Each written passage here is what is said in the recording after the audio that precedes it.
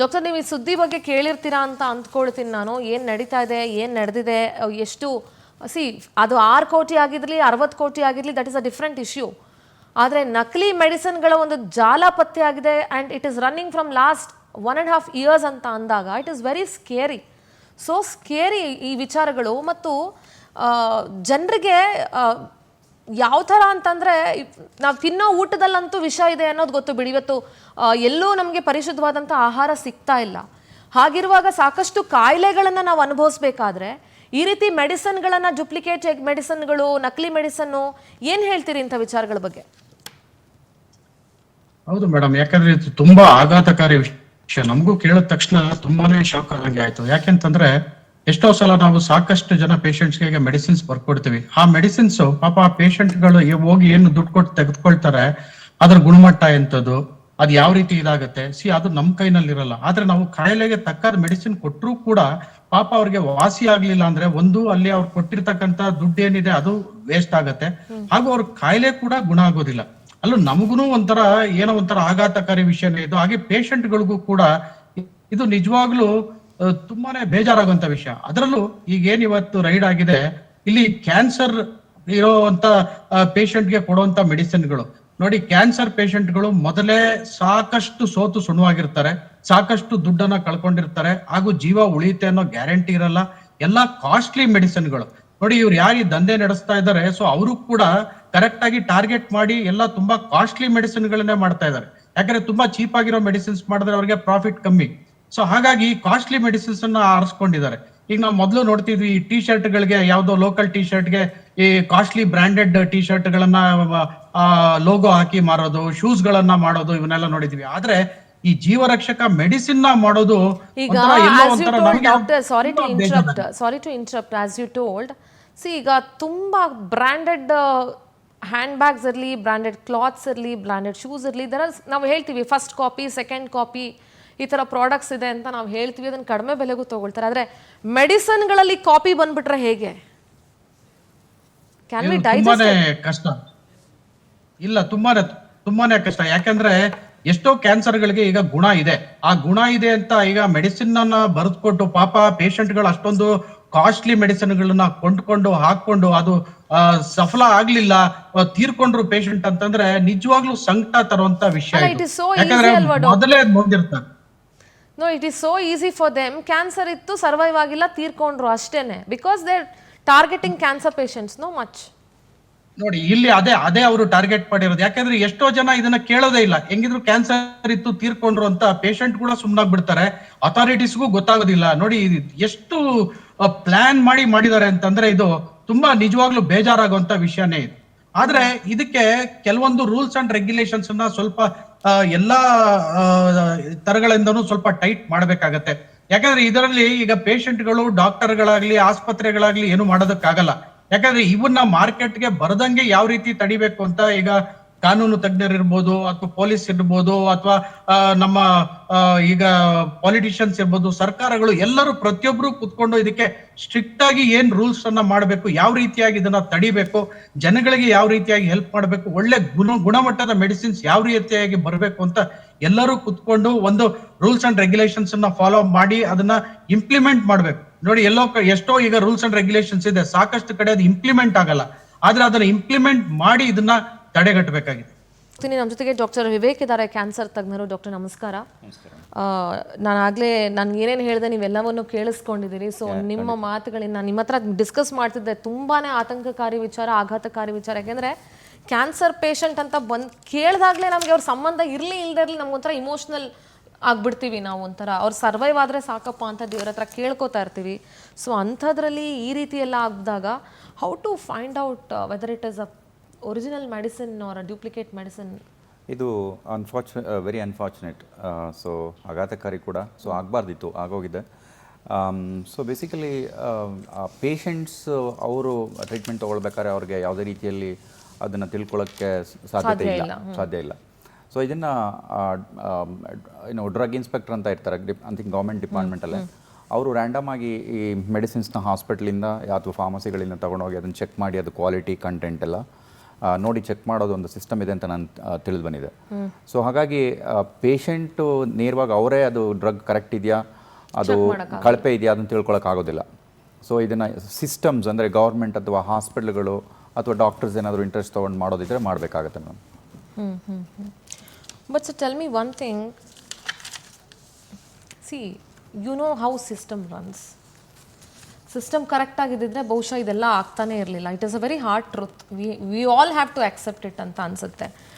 Drug control ಯಾವುದೋ ಒಂದು ಇಂಥ ಇನ್ಸಿಡೆಂಟ್ ಆದಾಗ ಅದನ್ನು ತುಂಬ ದೊಡ್ಡದು ಮಾಡೋದು, ಇಲ್ಲ ಅದ್ರ ಮೇಲೆ ತನಿಖೆ ಮಾಡೋದು, ಹಿಂಗೆಲ್ಲ ಆಗೋಕ್ಕಿಂತ why don't look after on a weekly basis, daily basis or monthly ಬೇಸಿಸಲ್ಲಿ ಯಾಕೆ ಅದನ್ನು ಚೆಕ್ ಮಾಡಲ್ಲ? 1.5 ವರ್ಷದಿಂದ ಇದು ದಂಧೆ ನಡೀತಿದೆ doctor, not 1 or 2 days. It is from last 1.5 years.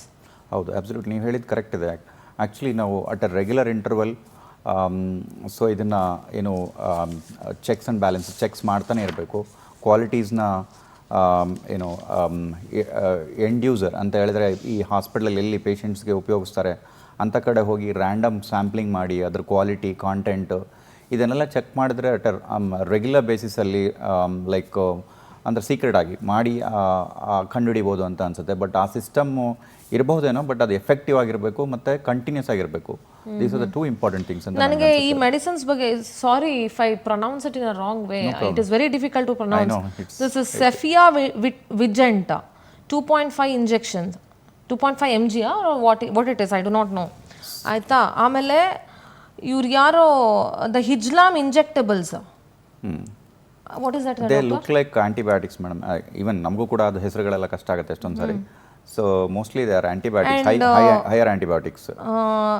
ಸ್ಯಾವಿಟ್ಯಾಜ್ injection ಮತ್ತು ಎಮ್ಲಾವಿಯೋ, ಸೊ ಇದು ಜಾವಿಸೆಫ್ಟಾ, ಸಾರಿ ಬಹಳ ಕಷ್ಟ ಇದೆ ಪ್ರೊನೌನ್ಸ್ ಮಾಡೋದು. ಬಟ್ ಈ ಮೆಡಿಸಿನ್ಸ್ ಎಲ್ಲ ಏನು ಅಂತ ಹೇಳ್ತೀರಾ ಪ್ಲೀಸ್? ಹೇಳೋದು ಕಷ್ಟ ಇದೆ. ಸೊ ಜಾವಿಸೆಫ್ಟಾ ಅಂತ ಹೇಳಿದ್ರೆ ಅದೊಂದು ಅವಿಬ್ಯಾಕ್ಟಮ್ ಮತ್ತೆ ಆಸ್ಟ್ರೋನಾಮ್ ಅಂತ, ಅದನ್ನ ಏನಕ್ಕೆ ಯೂಸ್ ಮಾಡ್ತಾರೆ? ಅದು very good higher antibiotic. We use it as like third line of antibiotic. ಅಂದರೆ ತುಂಬ ಸಿವಿಯರ್ ಇನ್ಫೆಕ್ಷನ್ಸ್ ಆಗಿದಾಗ, ಈಗ ಪೇಷಂಟ್ ವೆಂಟಿಲೇಟರ್ ಮೇಲೆ ಇರ್ತಾರೆ, ಐಸಿಯುನಲ್ಲಿ ಇರ್ತಾರೆ, ಅವ್ರಿಗೆ ನಿಮೋನಿಯಾ ಆಗಿರುತ್ತೆ ಅಥವಾ ಹೊಟ್ಟೆದು ಅಬ್ಡಾಮಿನಲ್ ಇನ್ಫೆಕ್ಷನ್ ಸಿವಿಯರ್ ಇರುತ್ತೆ, ಸೆಪ್ಸಿಸ್ ಅಂತ ಹೇಳ್ತೀವಿ.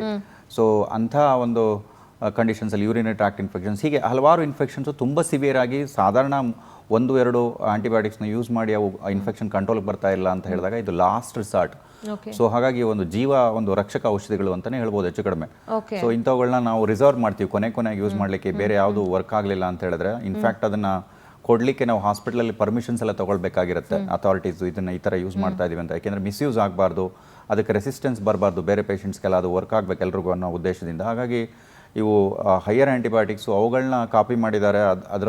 ಅವುಗಳನ್ನ ನೋಡಿ, ಅದರ ಯಾವುದೇ ತಯಾರಕರ ಹೆಸರಿಲ್ಲದ ಜಾವಿಸೆಫ್ಟ್ ಇಂಜೆಕ್ಷನ್ ವಶಕ್ಕೆ. ಅದೇ. ಸೊ ಹಾಗಾಗಿ ಇವು ಒಂಥರ ಜೀವರಕ್ಷಕ ಔಷಧಿಗಳು, ಆಂಟಿಬಯೋಟಿಕ್ಸ್, ಅವುಗಳನ್ನೆಲ್ಲ ಮಿಸ್ಯೂಸ್ ಆಗ್ತಾ ಇದೆ ಅಂದರೆ ಇಟ್ಸ್ ವೆರಿ ಅನ್ಫಾರ್ಚುನೇಟ್.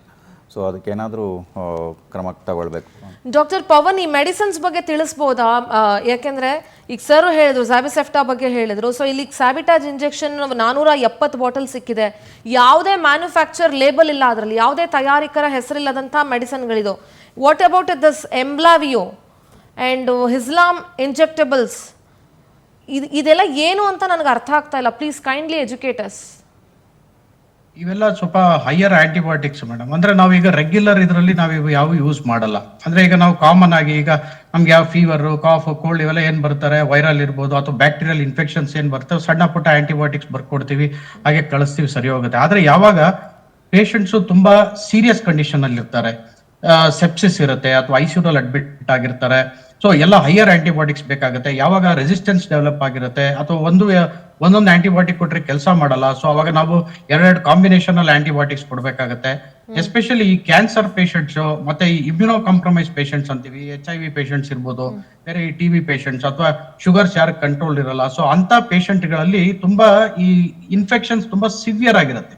ಸೊ ಅಂತ ಪೇಷಂಟ್ ಗಳಲ್ಲಿ ಈ ಹೈಯರ್ ಆಂಟಿಬಯೋಟಿಕ್ಸ್ ಅನ್ನ ಯೂಸ್ ಮಾಡ್ತೀವಿ. ಹಾಗೂ ಈ ಕ್ಯಾನ್ಸರ್ ಮೆಡಿಸಿನ್ಸ್ ಅಷ್ಟೇ, ಈಗ ಯಾರ್ಯಾರು ಈ ಕ್ಯಾನ್ಸರ್ ಮೆಡಿಸಿನ್ಸ್ ನ ತೆಗೆದುಕೋತಾ ಇರ್ತಾರೆ, ಸೊ ಅವರೆಲ್ಲರಿಗೂ ಅಷ್ಟೇ ಈ ಸೆಕೆಂಡರಿ ಇನ್ಫೆಕ್ಷನ್ಸ್ ಆಗುವಂತ ಚಾನ್ಸಸ್ ತುಂಬಾ ಜಾಸ್ತಿ ಇರುತ್ತೆ. ಸರ್ ಇನ್ನೊಂದು ಹೇಳಿ, ತುಂಬಾ ಹೈಯರ್ ಆಂಟಿಬಯೋಟಿಕ್ಸ್. ಸರ್ ಇದು ತೆಲಂಗಾಣ ಮತ್ತು ಹಿಮಾಚಲ ಪ್ರದೇಶದಿಂದ ಕಡಿಮೆ ಬೆಲೆಗೆ ಔಷಧಿಗಳನ್ನ ಇವರು ಇಂಪೋರ್ಟ್ ಮಾಡ್ಕೊಳ್ತಾ ಇದ್ರು ಅಂತ ಇದೆ. ಸೊ ಇದು ಹೇಗೆ ಸರ್? ಇದು ಅಂದ್ರೆ ಒಂದೊಂದು ಊರಲ್ಲಿ ಒಂದೊಂದು ಪ್ರೈಸ್ ಇರುತ್ತೆ ಈ ಮೆಡಿಸಿನ್ಸ್ ಅಥವಾ ಹೇಗೆ? ಆಲ್ ದಿಸ್ ಮೆಡಿಸಿನ್ಸ್ ಇಲ್ಲಿ ಏನ್ ಹೇಳ್ತಾರೆ ನಮ್ಗೆ, ನನ್ಗಿರೋ ಮಾಹಿತಿ ಇವತ್ತು ರೇಡ್ ಆಗಿದ್ರಲ್ಲಿ ತೆಲಂಗಾಣ ಹಿಮಾಚಲ ಪ್ರದೇಶದಿಂದ ಕಡಿಮೆ ಬೆಲೆಗೆ ಅದನ್ನ ತರಿಸ್ಕೊಳ್ತಾ ಇದ್ರು, ಅದನ್ನ ರೀಪ್ಯಾಕಿಂಗ್ ಮಾಡ್ತಾ ಇದ್ರು, ಔಷಧಿಗೆ ಬೇರೆ ಬ್ರಾಂಡೆಡ್ ಇವ್ರದ್ದು ಫೇಕ್ ಬ್ರಾಂಡೆಡ್ ಲೇಬಲ್ ಹಾಕ್ಬಿಟ್ಟು ರೀಲೇಬಲಿಂಗ್ ಮಾಡ್ತಾ ಇದ್ರು ಇವರು, ರೀಪ್ಯಾಕಿಂಗ್ ಮಾಡ್ತಾ ಇದ್ರು ಇವರು ಅನ್ನೋ ಮಾಹಿತಿ ಇದೆ. ಮೇಡಮ್ ಆಕ್ಚುಲಿ ಈಗ ನಾವು ಯಾವುದೇ ಒಂದು ಫಾರ್ಮಸಿ ಇದ್ರೆ ಅಥವಾ ಒಂದು ಆಸ್ಪತ್ರೆಯಲ್ಲಿ ಒಂದು ಫಾರ್ಮಸಿ ಇದ್ರೆ ನಾವು ಯಾವುದೇ ಒಂದು ಡ್ರಗ್ಸ್ ಅನ್ನ ಪ್ರೊಕ್ಯೂರ್ ಮಾಡ್ಕೋಬೇಕು ಅಂತಂದ್ರೆ ಈಗ ಆಥರೈಸ್ಡ್ ಯಾರು ಡಿಸ್ಟ್ರಿಬ್ಯೂಟರ್ಸ್ ಇರ್ತಾರೆ, ಡಿಸ್ಟ್ರಿಬ್ಯೂಟರ್ಸ್ ಮೂಲಕ ನಾವು GST ಎಲ್ಲ ಪೇ ಮಾಡಿ ಆಮೇಲೆನೆ ನಾವು ಪ್ರೊಕ್ಯೂರ್ ಮಾಡ್ಬೇಕಾಗತ್ತೆ. ಇದಕ್ಕೆ ರೂಲ್ ಇದೆ. ಆಮೇಲೆ ಡ್ರಗ್ ಕಂಟ್ರೋಲರ್ ಇರ್ತಾರೆ ನೋಡಿ, ನಮ್ಗೆ ವರ್ಷದಲ್ಲಿ ಅಟ್ಲೀಸ್ಟ್ ಒಂದು 4 ವಿಸಿಟ್ ಅನ್ನಾದ್ರೂ ಎಲ್ಲಾ ಫಾರ್ಮಸಿಗಳಿಗೆ ಅಥವಾ ಆಸ್ಪತ್ರೆಗಳಲ್ಲಿ ಪ್ರತಿಯೊಬ್ರು ಸಹ ಡ್ರಗ್ ಕಂಟ್ರೋಲರ್ ಬಂದು ವಿಸಿಟ್ ಮಾಡ್ತಾರೆ. ಈಗ ನಮ್ಮದೇ ಆಸ್ಪತ್ರೆ ಇದೆ, ಈಗ ನಮ್ಮ ಆಸ್ಪತ್ರೆಗೆ ಪ್ರತಿ ಸಲನು ಡ್ರಗ್ ಕಂಟ್ರೋಲರ್ ಬರ್ತಾರೆ. ಡ್ರಗ್ ಕಂಟ್ರೋಲರ್ ಬಂದು ಯಾವ ಮೆಡಿಸಿನ್ಸ್ ಇದಾವೆ, ಎಕ್ಸ್ಪೈರಿ ಮೆಡಿಸಿನ್ಸ್ ಇದಾವ, ಇನ್ನೂ ಇಟ್ಟಿದ್ದೀರಾ, ಇಲ್ಲ ಡಿಸ್ಪೋಸಲ್ ಯಾವ ರೀತಿ ಮಾಡ್ತಾ ಇದ್ದೀರಾ, ಎಷ್ಟು ಎಕ್ಸ್ಪೈರಿ ಮೆಡಿಸಿನ್ಸ್ ಇದಾವೆ, ಅದನ್ನ ಎಲ್ಲಿಗೆ ನೀವು ಕಳ್ಸಿದೀರಾ, ರೆಗ್ಯುಲರ್ ಆಗಿ ಫಾಲೋ ಅಪ್ ಮಾಡ್ತಾ ಇದ್ದೀರಾ. ಆಮೇಲೆ ಅದರಲ್ಲಿ ಈಗ ನಮ್ಗೆ ಈ look alike sound alike drugs ಅಂತ ಇರ್ತವೆ, ಅಂದ್ರೆ ಒಂದೇ ತರ ಕಾಣ್ತಾ ಇರ್ತವೆ. ಕೆಲವೊಂದು ಎರಡು ಸರ್ ಮಾತಾಡ್ತೀನಿ ಒಂದೇ ನಿಮಿಷ. ಡಾಕ್ಟರ್ ಪವನ್ ಅಲ್ಲಿ ಟಾಕ್ ಟು ಯು ಒಂದೇ ನಿಮಿಷ. ನಮ್ಮ ಜೊತೆಗೆ ಸ್ವತಃ ಆರೋಗ್ಯ ಸಚಿವರು UT ಖಾದರ್ ಅವರು ಜಾಯ್ನ್ ಆಗ್ತಿದ್ದಾರೆ. ಸರ್ ನಮಸ್ಕಾರ, ವೆರಿ ಗುಡ್ ಈವ್ನಿಂಗ್. ಸಿಂಧೂರ ಮಾತಾಡ್ತಾ ಇದ್ದೀನಿ ಪವರ್ ಟಿವಿಯಿಂದ. ನಮಸ್ಕಾರ ಸರ್. ಇವತ್ತು ವೆರಿ ಶಾಕಿಂಗ್ ಸರ್, ನಮಗಂತೂ ಸಾರ್ವಜನಿಕರಿಗೆ ಸಿಕ್ಕಾಪಟ್ಟೆ ಭಯ ಆಗಿದೆ ಈ ನಕಲಿ ಔಷಧಿಗಳ ಜಾಲ ಬಗ್ಗೆ ವಿಚಾರ ಕೇಳಿ. So being a health minister, ನೀವು ಜನರಿಗೆ ಏನ್ ಹೇಳ್ತೀರಿ ಸರ್? ಯಾವ ತರ ಆಕ್ಷನ್ ತಗೊಳ್ತಾ ಇದೀರಿ? ಜನರಿಗೆ ಯಾವ ರೀತಿ ಧೈರ್ಯ ಹೇಳ್ತೀರಿ ಸರ್? ಒಂದು ನನ್ ಕೂಡ ಇವತ್ತು ಬಹಳ ಆಶ್ಚರ್ಯ ಆಗಿದೆ ಈ ರೀತಿ ಇರುವಂತ ವ್ಯಾಪಕ ಜಾಲ. ಒಂದು ಸಮಾಧಾನ ಅಂತಾರೆ, ಇದನ್ನು ಪತ್ತೆ ಹಚ್ಚಿದ್ರೆ ನಮ್ಗೊಂದು ಸಮಾಧಾನ ಕೆಲಸ. ಇದು ಬರೀ ಒಂದು ಜಿಲ್ಲೆಯಲ್ಲಿ ಬೇರೆ ಬೇರೆ ಜಿಲ್ಲೆಯಲ್ಲಿ ಇಲ್ಲ ಅಂತ ಕೂಡ ಹೇಳಲಿಕ್ಕೆ ಆಗುದಿಲ್ಲ. ಅದಕ್ಕೆ ನಮ್ಮ ಡಿಪಾರ್ಟ್ಮೆಂಟ್ ಈಗಾಗಲೇ ಅಲ್ಲಿ ತಪಾಸಣೆ ನಡೀತಾ ಇದೆ. ಎರಡನೇದು, ಇದರ ಬಗ್ಗೆ ನಾವು ಒಂದು SIT ಕೂಡ ಮಾಡ್ಬೇಕಂತ ಹೇಳಿ ಮಾನ್ಯ ಗೃಹ ಸಚಿವರು ಮತ್ತು ಮುಖ್ಯಮಂತ್ರಿ ಜೊತೆ ನಾನು ಮಾತಾಡಿದ್ದೇನೆ. ಅತಿ ಶೀಘ್ರದಲ್ಲಿ ಸರ್ಕಾರ ತೀರ್ಮಾನ ಕೈಗೊಳ್ಳುತ್ತದೆ. ಸರ್ ಈಗ ಡ್ರಗ್ ಕಂಟ್ರೋಲ್, ಹಾ ಸರ್ ಹೇಳಿ ಹೇಳಿ ಹೇಳಿ. ಯಾಕೆಂದ್ರೆ ಹಿಮಾಚಲ ಪ್ರದೇಶದಿಂದ ಇವತ್ತು ತೆಲಂಗಾಣದಿಂದ ತಯಾರಾಗಿ ಡೂಪ್ಲಿಕೇಟ್ ಇಲ್ಲಿ ಬರುವಂತ ವಾಹನಗಳೇನು, ಇಲ್ಲಿ ಬಂದವರಿಗೆ ಏಜೆಂಟ್ ಯಾರು, ಇವರು ಯಾವ ಆಸ್ಪತ್ರೆ ಮುಟ್ಟಿರ್ತಾರೆ, ಯಾವ ಫಾರ್ಮಸಿಗೆ ಮುಟ್ಟಿರ್ತಾರೆ, ಇದು ಬರೀ ಇಲ್ಲಿದೆಯಾ ಬೇರೆ ಎಲ್ಲ ಕೂಡ, ಮತ್ತೆ ಯಾರ್ಯಾರು ಇದು ಬೆನಿಫಿಟ್ ತಕೊಂಡಿದ್ದಾರೆ ಅವರೆಲ್ಲರೂ ವ್ಯಾಪ್ತಿಗೆ ಬರುವ ಕಾರಣ ಒಂದು ನಾವು ಒಂದು ಸ್ಪೆಷಲ್ ಇನ್ವೆಸ್ಟಿಗೇಷನ್ ಟೀಮ್ ಮಾಡ್ಬೇಕಂತ ಕೇಳಿಕೊಂಡಿದ್ದೇನೆ. ಎರಡನೇದು, ಬಹುಶಃ ನಮ್ಮ ಸೆಂಟ್ರಲ್ನವರು ಕೂಡ ಅದಕ್ಕೆ ದೊಡ್ಡ ಆಸಕ್ತಿ ವಹಿಸ್ಕೊಳ್ಬೇಕಂತೇಳಿ ನಾನು ಕೇಂದ್ರದ ಆರೋಗ್ಯ ಸಚಿವರಿಗೆ ಕೂಡ ಪತ್ರವನ್ನು ಬರೆದಿದ್ದೇನೆ.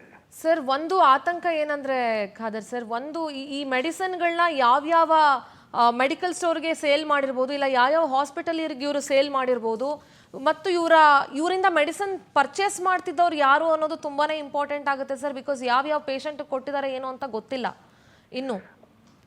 ಅದಕ್ಕಾಗಿಯೇ ಇವತ್ತು ಅದನ್ನು ಈಗ ನಮ್ಮ ರಾಮನಗರ SP ತನಿಖೆ ನಡೆಸ್ತಾ ಇದ್ದಾರೆ.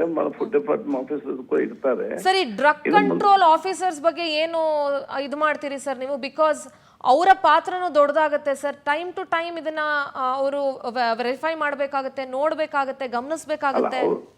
ಅಲ್ಲ, ಅವ್ರು ಮಾಡ್ತಾರೆ, ಅವ್ರ ಕೆಲಸ ಮಾಡ್ತಾರೆ. ಈ ತೋಟದ ಮಧ್ಯದಲ್ಲಿ ಈ ರೀತಿ ಒಂದು ಮಾಡುವಾಗ ನಮ್ಗೆ ಯಾರಿಗೆ ಮಾಹಿತಿ ಬರ್ತದೆ? ಅವ್ರು ಕೂಡ ಮನುಷ್ಯರಲ್ವಾ? ತನಿಖೆಯಿಂದ ಎಲ್ಲ ಕೂಡ ಇವತ್ತು ವಿಚಾರ ನಮ್ಗೆ ಗೊತ್ತಾಗ್ತದೆ ಯಾವ ರೀತಿ ಅಂತ ಹೇಳಿ. ಸರ್ ಎಂಟೈರ್ ಸ್ಟೇಟ್ ಅಲ್ಲಿ ಇದ್ರ ಬಗ್ಗೆ ಇನ್ನೊಂದ್ಸಲ ಅಂದ್ರೆ ಈ ಹುಡುಕ್ಸುವಂತ ಕೆಲಸ, ಈ ಜಾಲದ ಬಗ್ಗೆ ಹುಡುಕ್ಸುವಂತ ಕೆಲಸಗಳು ಏನಾದ್ರು ಆಗ್ತಾವ ಸರ್? ಏನ್ ಹೇಳ್ತೀವಿ? ಖಂಡಿತವಾಗಿ ಆಗ್ತದೆ ಮತ್ತೆ ಅಸೆಸ್ ಮಾಡ್ತೇವೆ ಸರ್. ಬಹಳಷ್ಟು ಹಾಸ್ಪಿಟಲ್ಸ್ ಅಲ್ಲೂ ಮೆಡಿಕಲ್ ಸ್ಟೋರ್ಗಳಲ್ಲೂ ಎಕ್ಸ್ಪೈರಿ ಮೆಡಿಸಿನ್ಸ್ ಇದೆ ಅನ್ನುವಂತ ಮಾಹಿತಿ ಇದೆ. ಸೊ ಈ ವಿಚಾರವಾಗಿ ರಾಜ್ಯದ ಆಸ್ಪತ್ರೆಗಳು ಮತ್ತು ಮೆಡಿಕಲ್ ಸ್ಟೋರ್ಗಳ ಮೇಲೆ ಯಾವ ರೀತಿ ತನಿಖೆಗಳು, ಅಂದ್ರೆ ಅಲ್ಲಿ ಹೋಗಿ ಚೆಕ್ ಮಾಡೋದಿರ್ಬೋದು, ವೆರಿಫೈ ಮಾಡೋದಿರ್ಬೋದು, ಅದ್ರ ಬಗ್ಗೆ ಏನ್ ಸ್ಟ್ಯಾಂಡ್ ತಗೊಳ್ತೀರಿ ಸರ್? ಇದ್ರ ಬಗ್ಗೆ ಜನಕ್ಕೂ ಜಾಗೃತಿ ಆಗ್ಬೇಕು. ಯಾಕಂತ ಹೇಳಿದ್ರೆ ಇವತ್ತು ಕಡಿಮೆ ಬೆಲೆಗೆ ಔಷಧ ಕೊಡ್ತಾರೆ ಅಂತ ಹೇಳಿದಾಗ 2 ಸಲ ಆಲೋಚನೆ ಮಾಡ್ಬೇಕು. ಅಂಗಡಿಯಲ್ಲಿ 40,000 ಇದ್ದು 20,000 ಹೇಗೆ ಕೊಡ್ತಾನೆ, 15,000 ಹೇಗೆ ಸಿಗ್ತದೆ? ಒಂದು ಅಂಗಡಿಯಲ್ಲಿ ಅದಕ್ಕೆ 30,000, ಇನ್ನೊಂದು ಅಂಗಡಿಯಲ್ಲಿ 20,000 ಹೇಗೆ ಸಿಗ್ತದೆ? ಇದರ ಬಗ್ಗೆ ಬಹಳ ಜಾಗೃತಿಯನ್ನು ನೋಡಿಕೊಳ್ಬೇಕಾಗುತ್ತೆ ಜನಸಾಮಾನ್ಯರು ಕೂಡ. ಸರ್ ಈಗ ಈ ಪ್ರಕರಣದ ಕಿಂಗ್ ಪಿನ್ನು ಅಬ್ರಾಡ್ ಅಲ್ಲಿ ಇದ್ದಾನೆ ಅಂತ ಮಾಹಿತಿ ಇದೆ ಸರ್. ಆತನನ್ನ ಹುಡುಕೋದಕ್ಕೆ ಯಾವ ರೀತಿ ಆಕ್ಷನ್ ತಗೊಳ್ತೀರಿ ಸರ್? ಈಗ ಪೊಲೀಸ್ ಇಲಾಖೆ ಕ್ರಮ ಕೈಗೊಳ್ತದೆ. ಅವರು ಮತ್ತು ಎಲ್ಲ ಸಂಬಂಧಪಟ್ಟ ಎಲ್ಲರೂ ಕೂಡ ಇದರಲ್ಲಿ ನಾವು ನ್ಯಾಯಾಂಗಕ್ಕೆ ನಾವು ತನಿಖೆಗೆ ಒಳಪಡಿಸ್ತೇವೆ. ಸರ್ ರಾಜ್ಯದ ಜನರಿಗೆ ನಿಮ್ಮ ಮಾತು ಪವರ್ ಟಿವಿ ಮೂಲಕ. ಇವತ್ತು ದೇವರ ಒಂದು ಸಹಕಾರದಂತ ಇಂಥ ಬೃಹತ್ ಜಾಲ ಪತ್ತೆ ಹಚ್ಚಲಿಕ್ಕೆ ಸಾಧ್ಯವಾಗಿದೆ. ಇಲ್ಲದಿದ್ದು ಎಷ್ಟು ಸಮಯ ಮುಂದೆ ಕೂಡ ಎಲ್ಲೆಲ್ಲಿ ಹೋಗ್ತೀವಿ ಯಾರಿಗೂ ಕೂಡ ಹೇಳಲಿಕ್ಕೆ ಸಾಧ್ಯ ಇರಲಿಲ್ಲ. ಅದಕ್ಕೆ ನಾನು ಜನರಿಗೆ ನಾನು ಹೇಳೋದು ಇಷ್ಟೇ, ಅವರವರ ಆರೋಗ್ಯ ಅವರವರ ಕೈಯಲ್ಲಿದೆ, ನಮ್ಮ ಕೈಯಲ್ಲಿಲ್ಲ. ಇನ್ನು ಹುಷಾರಿಲ್ಲ ಅಂತ ಹೇಳಿ ಮದ್ದು ಕೊಡ್ಲಿಕ್ಕೆ ಹೋಗೋ ಈ ರೀತಿಯ ಪರಿಸ್ಥಿತಿ, ಇದರಲ್ಲಿ ಕೂಡ ಡೂಪ್ಲಿಕೇಟ್ ಡೇಂಜರಸ್. ಆದ ಕಾರಣ ಜನ ಇವತ್ತು ಆ ಒಂದು ಔಷಧ ತಗೊಳ್ಳೋ ಮುಂಚೆ 2 ಸಲ ಅದರ ಆ ಬಗ್ಗೆ ಆಲೋಚನೆ ಮಾಡ್ಬೇಕಾಗ್ತದೆ. ಸರ್, ಮೆಡಿಸಿನ್ ಮಾಫಿಯಾ ಕಂಟ್ರೋಲ್ಗೆ ರಾಜ್ಯ ಸರ್ಕಾರದ ಕ್ರಮಗಳು ಸರ್?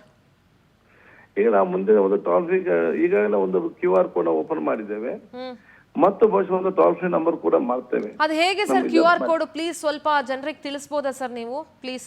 ಅದು ಎಲ್ಲ ನಮ್ಮ ಫಾರ್ಮಸಿ, ನಮ್ಮ ಮುಫ್ತಿಯಲ್ಲಿ ಅಥವಾ ನಮ್ಮ ಇನ್ನೊಂದು ಕಡೆ ಬೇರೆ ಬೇರೆ ಎಲ್ಲ ಕಡೆ ಇರ್ತದೆ. ಅದು ನಮ್ಮ ಆ್ಯಪ್, ಅದನ್ನ ನಾನು ಸ್ಕ್ಯಾನಿಂಗ್ ಮಾಡಿದ ತಕ್ಷಣ ಮಾಹಿತಿ ಕೇಳ್ತದೆ. ಆ ಮಾಹಿತಿ ಕೊಟ್ಟರೆ ಅದು ಫುಡ್ ಡಿಪಾರ್ಟ್ಮೆಂಟ್ ಫುಡ್ ಸೆಕ್ಷನ್ಗೆ ಹೋಗ್ತದೆ, ಡ್ರಗ್ ಡಿಪಾರ್ಟ್ಮೆಂಟ್ ಡ್ರಗ್ ಸಿಸ್ಟಮ್ಗೆ ಹೋಗ್ತದೆ. Right sir, thank you so much sir for joining us. Thank you sir, thank you. Yes, ಇದಿಷ್ಟು ಆರೋಗ್ಯ ಸಚಿವ UT ಖಾದರ್ ಅವರ ಮಾತುಗಳಾಗಿತ್ತು. SIT ಅನ್ನ ರಚನೆ ಮಾಡೋದಕ್ಕೆ ಸರ್ಕಾರ ಈಗ ಆಲ್ರೆಡಿ ನಿರ್ಧಾರ ಮಾಡಿದೆ. ಇನ್ನು ಉಳಿದಂತೆ ಬೇರೆ ಬೇರೆ ವಿಚಾರಗಳನ್ನ ಇಬ್ರು ಡಾಕ್ಟರ್ಸ್ ಇದ್ದಾರೆ, ಅವ್ರ ಹತ್ರ ನಾನು ಮಾತಾಡ್ತಾ ಹೋಗ್ತೀನಿ.